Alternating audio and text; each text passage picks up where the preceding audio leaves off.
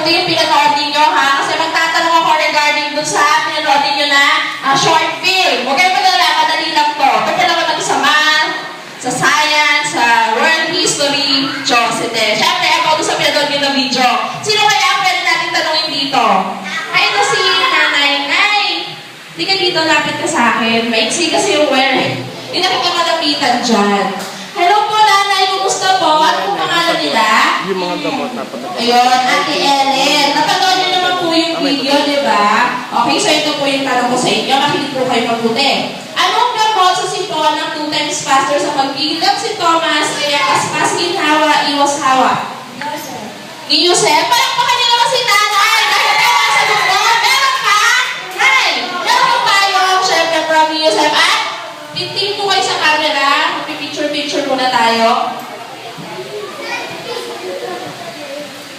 Ayan, itatag ko na lang sa inyo yung picture nyo. Sino ba ang gusto magkaroon ng payo? Ito. Okay. Ay, ito si Nanay na. Hindi ka dito. Sensya na, ayaw ako makalapit dyan. May siyang wire ng ating microphone. Lapit po kayo sa akin, Nay.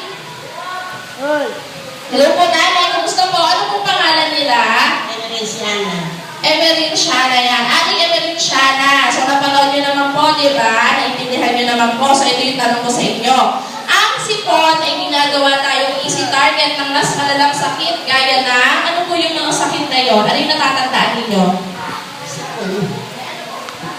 Asma, pneumonia. Okay. O, palakpakan